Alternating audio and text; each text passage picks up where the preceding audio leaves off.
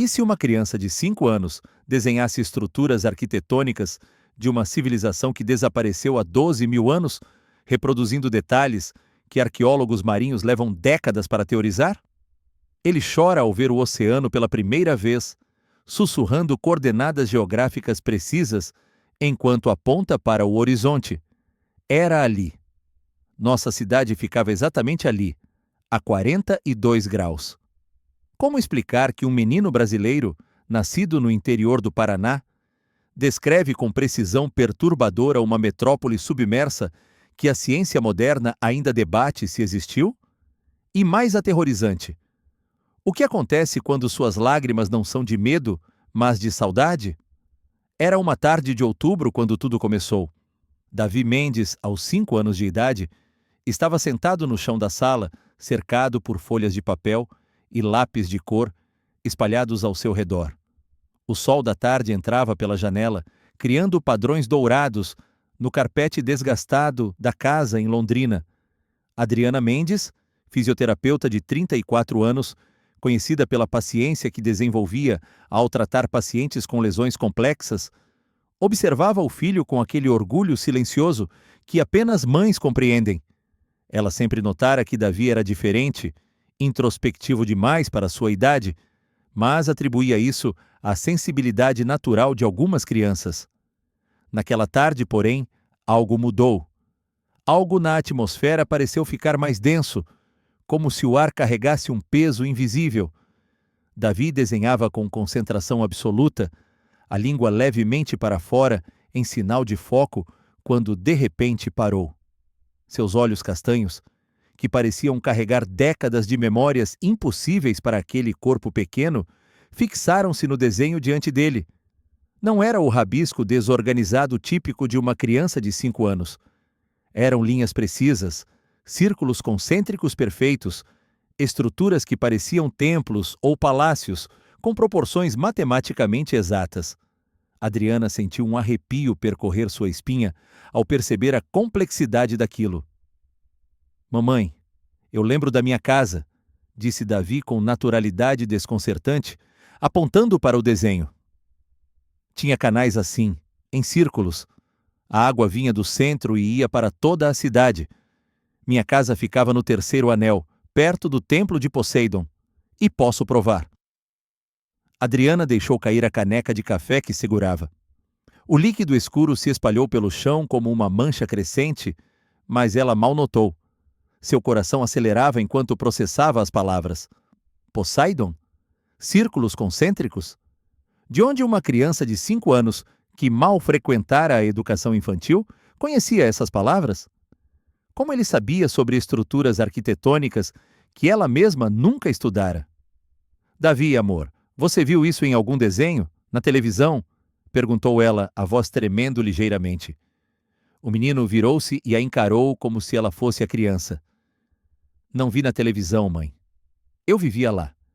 Eu sei como era porque eu andava por aquelas ruas todos os dias." Ele apontou para outro desenho, este mostrando o que parecia ser um enorme cristal. Isso aqui fornecia energia para toda a cidade. Ficava na torre central. Quando o céu começou a escurecer, todos sabíamos o que ia acontecer. A água veio tão rápido. Sua voz embargou e lágrimas genuínas começaram a descer por suas bochechas infantis. Adriana sentiu o mundo girar. Sentou-se no chão, ao lado do filho, e o puxou para um abraço enquanto ele chorava. Mas não eram lágrimas de birra ou de medo infantil. Eram lágrimas profundas, dolorosas, de alguém que perdera algo imensurável. A água estava tão fria, sussurrava Davi entre soluços. Eu tentei nadar, mas era muito forte. Minha irmã, eu não consegui salvar minha irmã. Ele descreveu a sensação da água salgada entrando em seus pulmões com detalhes tão viscerais que Adriana sentiu náuseas. Nos dias seguintes, Davi começou a desenhar mapas, não rabiscos, mas mapas geográficos precisos. Ele marcou um ponto específico no Oceano Atlântico e disse: 42 graus de latitude norte, 28 graus de longitude oeste. É onde ficava o palácio principal. Adriana pesquisou freneticamente e descobriu que aquelas coordenadas correspondiam exatamente às teorias mais recentes sobre a possível localização de Atlântida. Como? Como uma criança de 5 anos conhecia latitude e longitude? Ele também começou a escrever símbolos estranhos, explicando que era a língua que falávamos lá. Símbolos que Adriana mais tarde descobriria serem incrivelmente similares ao linear A, escrita ainda não decifrada da civilização minoica. Naquele momento, Adriana Mendes compreendeu que a vida tal como conhecia havia terminado. Não havia explicação racional. Não havia como fingir que aquilo era imaginação infantil. Seu filho de 5 anos carregava memórias de uma civilização perdida há milênios. E se Davi estivesse certo? E se Atlântida não fosse mito, mas memória? Ela olhou para o filho, que agora desenhava tranquilamente, enquanto lágrimas secas marcavam seu rosto pequeno, e sentiu que estava diante de algo absolutamente maior do que poderia compreender. A pergunta que a assombrava não era mais como isso é possível, mas sim o que mais ele lembra? Nos dias seguintes àquele momento perturbador, os desenhos de Davi se tornaram obsessivos. Adriana os comparou com rabiscos antigos que guardava. A diferença era brutal. Não eram mais rabiscos infantis. Eram plantas arquitetônicas com círculos concêntricos perfeitos e proporções que respeitavam escalas reais. Davi apontou para o desenho mais detalhado. A água entrava pelo centro e se distribuía pelos anéis. O primeiro anel era para os sacerdotes, o segundo para os governantes, o terceiro para famílias como a minha. Ele traçou os canais com o dedo. Esses tinham 3 metros de profundidade para barcos comerciais, mas 6 metros nos canais principais, onde os navios grandes entravam. Adriana fotografou tudo e pesquisou freneticamente. As coordenadas que Davi havia mencionado, 42 graus norte e 28 graus oeste, ela digitou no Google Maps. Um ponto azul no meio do Oceano Atlântico. Quando adicionou Atlântida à busca, descobriu algo que fez seu coração parar. Aquelas coordenadas exatas correspondiam à teoria do arqueólogo marítimo Robert Ballard sobre a possível localização da cidade perdida. Davi marcou no mapa impresso. Aqui ficava o porto principal, aqui os templos, aqui as academias onde eu estudava. Então revelou algo mais perturbador. A gente tinha 3 estações do ano. A estação das chuvas quentes, quando o mar ficava calmo. A estação dos ventos, quando tempestades vinham do norte. E a estação da colheita. Depois começou a escrever símbolos estranhos no papel. Linhas curvas, pontos, formas que pareciam letras.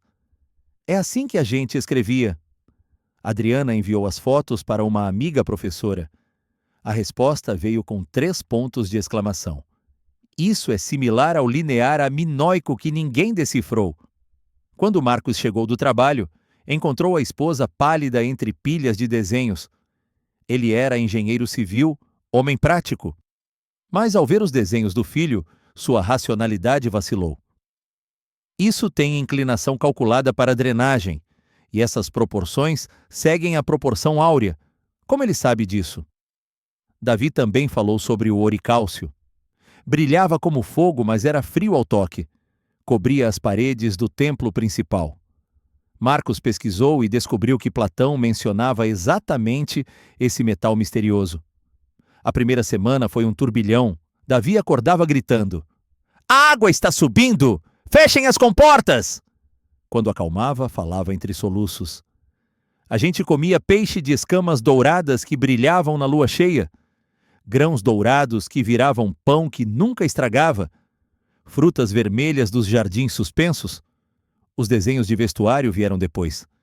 Túnicas com padrões geométricos, sandálias com tiras até o joelho, coroas circulares.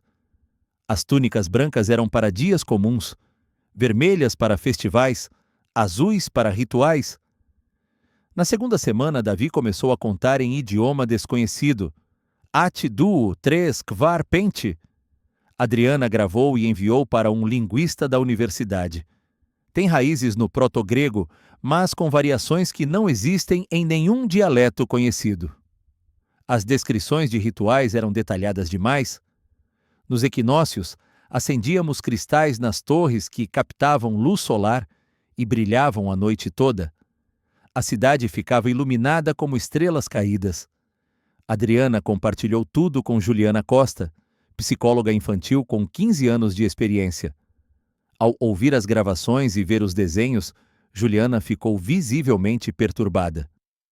Nunca vi uma criança com memórias tão vívidas e consistentes de algo que não pode ter vivido. Isso transcende imaginação fértil.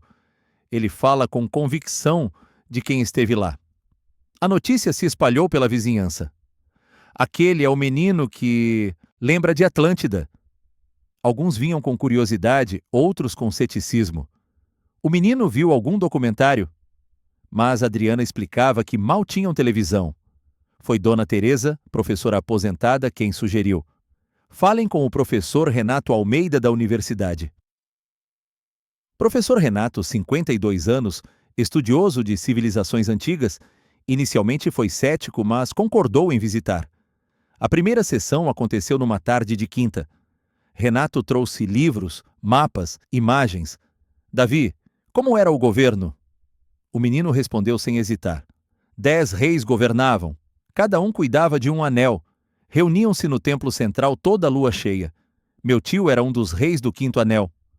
Renato anotou freneticamente. A descrição batia com Platão. Mas Davi disse algo que não estava em texto algum.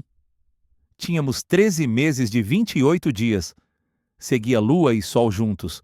No 13º mês, celebrávamos o ano novo com festivais. Desenhou o calendário circular. Renato verificou.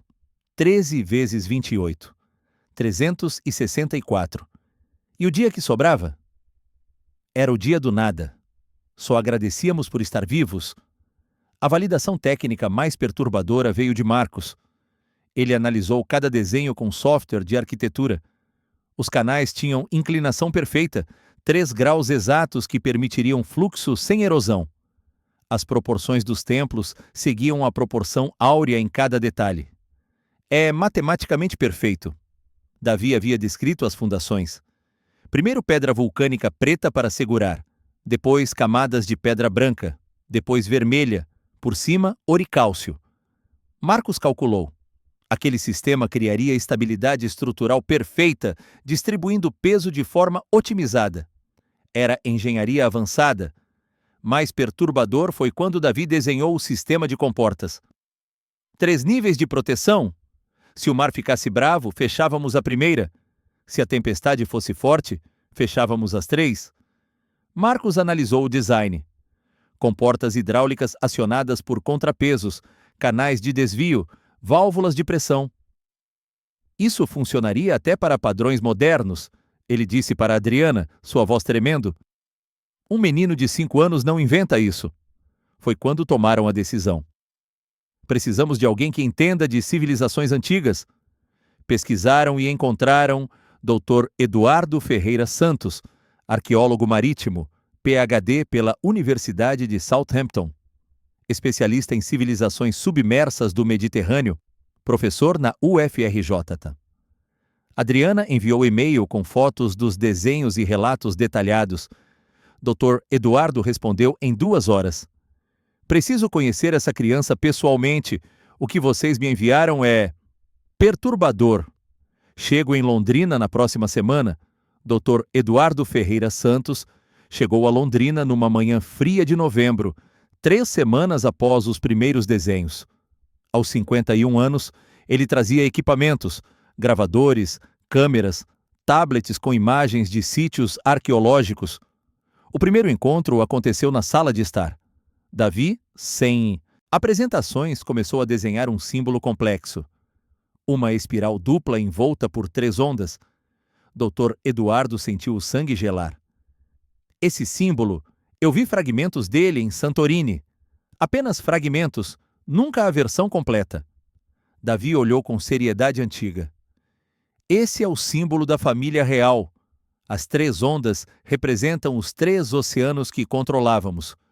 O círculo duplo é a cidade eterna. Dr. Eduardo precisou se sentar. Em 30 anos de carreira, jamais havia visto aquela interpretação completa. Então veio o teste definitivo. Dr. Eduardo mostrou fotos do linear A escrita minoica indecifrável. Davi olhou 3 segundos. Esse é água, esse é templo, esse é rei. As traduções coincidiam exatamente com hipóteses que levaram décadas para serem formuladas. Os testes formais começaram. Primeiro, imagens de ruínas misturadas. Davi, alguma se parece com sua cidade? O menino examinou. Essa não é nossa. Essa é egípcia. Essa é similar, mas os pilares estão errados. Nossos eram mais largos na base e as janelas maiores. Segundo teste. Mapa mudo do Atlântico. Davi colocou o dedo exatamente em 42 graus norte, 28 oeste. Depois traçou um círculo de 20 quilômetros. Terceiro teste. Como vocês construíam? Usávamos vapor das fontes termais para moldar metais. A temperatura tinha que ser exata e tínhamos espelhos de bronze no topo das torres que refletiam luz solar para dentro dos templos. Dr. Eduardo reconheceu tecnologia similar ao Egito Antigo, mas com refinamentos que ele só vira em teorias modernas. A resposta tornava-se impossível de ignorar, mas foi o pedido seguinte que quebrou corações. Davi, conte sobre o último dia. Silêncio. Mãos pequenas tremeram. Lágrimas surgiram. Só se você conseguir, disse Dr. Eduardo gentilmente. Começou de manhã. O chão tremeu 3 vezes.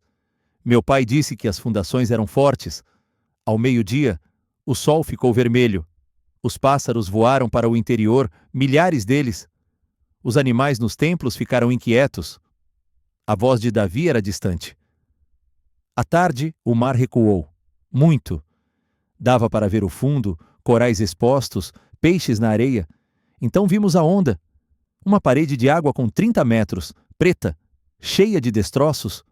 Dr. Eduardo chorava. A descrição era perfeita. Cada detalhe de um tsunami real. As comportas não aguentaram. A primeira quebrou, a água entrou pelo primeiro anel. Depois a segunda, depois a terceira. Eu estava com minha irmã Alteia, ela tinha 7 anos. Tentamos subir para a torre, mas a escada quebrou. A água estava tão fria. Eu segurei a mão dela, mas a corrente era forte. Ela gritou meu nome e depois... Eu não vi mais. O silêncio era absoluto. Aquilo não era estudo. Era testemunho de tragédia de 12.000 anos atrás. 3 dias depois veio a validação chocante. Doutora Maria Helena Cardoso da USP chegou com textos de Platão. Quando leu trechos, Davi interrompeu. Platão errou. Os elefantes viviam nas florestas do sul, não na cidade. E não éramos guerreiros. Éramos comerciantes com acordos de paz com Egito e Creta. Descreveu 3 tipos de navios. Comércio com velas triangulares vermelhas, pesca com redes de fibra de palma, reais decorados com oricálcio que refletiam o sol. A escalada internacional foi inevitável. Dr. Eduardo contatou Dr. James Morrison, arqueólogo subaquático de Woods Hole, na Birmingham. Via vídeo, Dr. Morrison pediu para Davi desenhar sistemas de ancoragem. O menino desenhou âncoras duplas com correntes de bronze e roldanas. Dr. Morrison empalideceu. Vi esse sistema em um sítio no Mediterrâneo, dados nunca publicados. Como? Em dezembro, equipe internacional formada. Dr. Eduardo do Brasil, Doutora Maria Helena, Dr. James Morrison, Doutora Caterina Papadopoulos da Grécia, especialista em linear A. Todos concordaram. Precisamos levar Davi ao mar e fazer o teste definitivo. Janeiro chegou quente e úmido, 4 meses após os primeiros desenhos. A família Mendes, acompanhada da equipe científica internacional, viajou para Fernando de Noronha. Um barco de pesquisa oceanográfica foi fretado, equipado com sonar de última geração, câmeras submarinas e GPS de precisão milimétrica. A missão era clara: navegar até as coordenadas que Davi havia marcado e ver o que o fundo do oceano revelaria. A navegação levou 2 dias. Davi passou a viagem inteira no convés, olhando para o horizonte com uma expressão que misturava ansiedade e saudade. Adriana segurava sua mão, sentindo-a tremer levemente. — Está com medo, amor? Ele balançou a cabeça. — Não é medo, mãe. É que eu sei o que vou encontrar lá embaixo. Quando o barco se aproximou da área, algo extraordinário aconteceu. Davi, antes mesmo das coordenadas serem confirmadas, antes do sonar ser ligado, apontou para o oeste. — Vire um pouco para a esquerda. A praça central ficava mais para lá, não aqui. O capitão olhou para Dr. Eduardo com ceticismo, mas o arqueólogo fez um gesto. — Faça o que ele disse. Ajustaram o curso 15 graus a oeste. O sonar foi ativado. A tela começou a mapear o fundo do oceano a 4.200 metros de profundidade. Primeiro apenas rochas irregulares, sedimentos, o esperado. Mas então surgiram formas na tela. Círculos. Círculos concêntricos perfeitos demais para serem naturais. Dr. Morrison aproximou-se da tela incrédulo. — Isso não deveria estar aqui. São formações geométricas muito regulares. Ângulos de 90 graus, blocos cortados. As câmeras submarinas foram lançadas. A descida levou 40 minutos, uma eternidade de tensão silenciosa. Todos na cabine de comando prendiam a respiração. Quando as primeiras imagens começaram a aparecer, turvas pelo sedimento, Davi se aproximou da tela. Seus olhos se arregalaram. — É ali! É o terceiro anel! Olha, dá para ver a base do meu prédio! Ele apontava para estruturas de pedra cobertas por algas e corais. Aquela pedra escura era a entrada, e ali, aquelas pedras vermelhas, eram as colunas do templo menor. A câmera capturou algo que fez toda a equipe congelar. Uma estrutura de pedra com padrão circular inequívoco. Não era formação natural. Blocos perfeitamente cortados, encaixados com precisão. Doutora Caterina começou a chorar.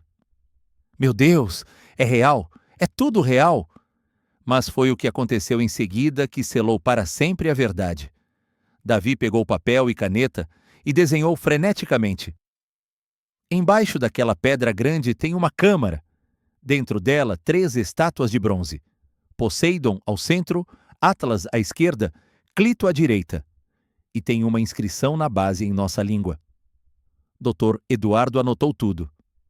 Isso é impossível de verificar sem uma expedição completa de mergulho, mas... Então Davi começou a cantar. Uma melodia estranha, melancólica, em idioma que ninguém reconhecia. Palavras que soavam antigas como o próprio mar. Era a canção que cantávamos nos festivais do equinócio. Minha mãe cantava para mim dormir. Sua voz pequena ecoava pela cabine. Adriana estava aos prantos. Toda a equipe científica em silêncio absoluto. Doutora Caterina, especialista em línguas antigas, sussurrou. São fonemas proto-gregos, mas anteriores a qualquer dialeto conhecido. Davi parou de cantar e olhou para o oceano através da janela. Eu estava errado durante todos esses milênios. Eu achava que tinha perdido minha casa. Mas ela nunca foi perdida. Ela só mudou. A cidade afundou, mas as memórias voltaram. Eu voltei. Ele acenou para as águas escuras, como se estivesse se despedindo. Até logo, Alteia. Um dia eu volto para você. Dr. Eduardo limpou as lágrimas e fez o pronunciamento que mudaria sua carreira. Precisamos organizar uma expedição completa. Se 1/10 do que essa criança diz for confirmado, vamos reescrever a história da humanidade. Adriana abraçou Davi forte. Você não precisa mais ter medo da água, amor. Você sobreviveu. Você voltou. Os 4 especialistas assinaram um documento conjunto naquela mesma noite, atestando que o conhecimento demonstrado pela criança não pode ser explicado por meios convencionais e merece investigação científica séria e imediata. O que aconteceu depois entrou para a história. Uma expedição arqueológica internacional está sendo planejada para as coordenadas exatas. Dr. Eduardo publicou o artigo preliminar que abalou a comunidade científica. Memórias impossíveis. O caso Atlântida. Davi continua desenhando todas as memórias documentadas meticulosamente.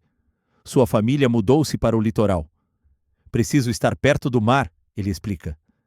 As memórias não desapareceram, mas tornaram-se menos dolorosas. Agora são memórias felizes, não tristes.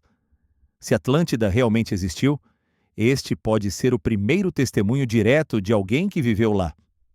A ciência e o impossível se encontraram em um menino de 5 anos. As estruturas circulares detectadas pelo sonar permanecem lá, a 4.200 metros de profundidade, esperando.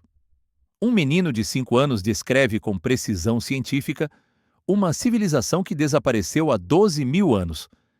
Ele conhece coordenadas exatas, símbolos nunca decifrados, tecnologias que só foram descobertas recentemente. Ele chora, não de medo, mas de saudade de uma casa que a ciência dizia nunca ter existido. E a pergunta que fica não é se Atlântida existiu, mas sim, quantas outras memórias estão adormecidas em outras crianças? Quantas outras civilizações perdidas estão esperando para serem lembradas? E você? Já sentiu saudade de um lugar onde nunca esteve? Deixe sua resposta nos comentários e não esqueça de se inscrever no canal, pois a história da humanidade pode estar prestes a ser reescrita por um menino de 5 anos.